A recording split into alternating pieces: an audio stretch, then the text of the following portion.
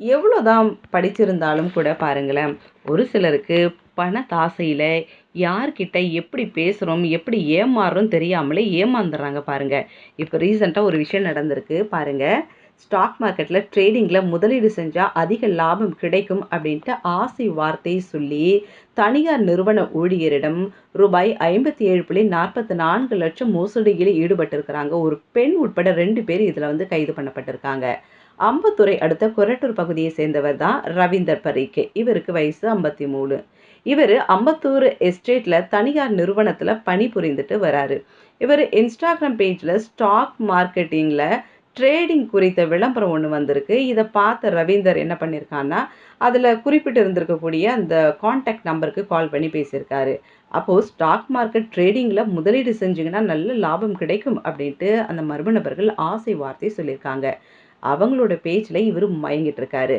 மர்ம நபர்கள் கொடுத்த வங்கி கணக்கில் கொஞ்சம் கொஞ்சமாக பணம் அனுப்பிட்டே இருந்திருக்கிறாரு. 57,44,000 ரூபாய் வரைக்கும் இவர் டெபாசிட் பண்ணியிருக்கிறாரு. அதுக்கப்புறம் பார்த்தீங்கன்னா, முதலீடு செஞ்ச பணம் மற்றும் கமிஷன் தொகை தராமல் காலம் தாழ்த்திட்டு வந்திருக்காங்க அந்த மர்ம கும்பல். இறுதியில் இவர் ஏமாற்றப்பட்டதை உணர்ந்திருக்கிறாரு ரவீந்தர் பரீக்கு. எப்போ பாருங்கள், இவ்வளோ லேக்ஸ்லாம் கொடுத்ததுக்கப்புறம் இவர் வந்து தான் ஏமாந்துருக்குன்றதை இவர் ஃபீல் பண்ணியிருக்காரு பாருங்களேன்.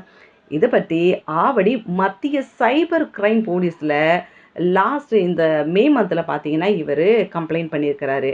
போலீஸார் உடனே வந்து விசாரணை நடத்தியிருக்கிறாங்க. விசாரணையில் தான் மோசடி கும்பலுக்கு ஏஜெண்ட்டாக செயல்பட்ட பெரம்பூரை சேர்ந்த ஃபரீதான்ற ஒரு பெண், 38 வயசு அவங்களுக்கு. அது மட்டும் இல்லாமல் கோடம்பாக்கத்தை சேர்ந்த கண்ணன், 54 வயசாக இவருக்கு. இவங்களெல்லாம் இப்போ 2 நாளைக்கு முன்னாடி கைது பண்ணியிருக்காங்க.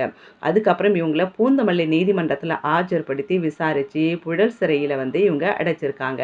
இந்த கும்பல் இதே போல் பல மாநிலங்களை சேர்ந்த பலரை ஏமாற்றி பல கோடி ரூபாய் சுருட்டி இருக்கிறாங்க அப்படின்றது விசாரணையிலே தெரிய வந்திருக்கு பாருங்களேன்.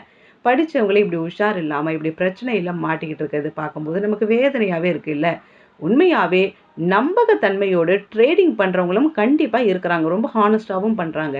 அப்படி நல்லவங்களா பார்த்து நீங்கள்லாம் வந்து இன்வெஸ்ட் பண்ணிங்கன்னா அது உங்களுக்கும் சேஃபு, உங்களுடைய பணத்துக்கும் சேஃபு, ஃப்யூச்சருக்கும் அது ஒரு லாபமான ஒரு விஷயமா அமையும்.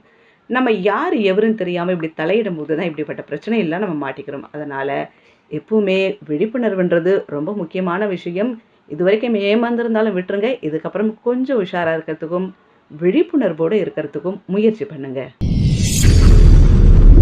வல்லவன் உங்களில் ஒருவன்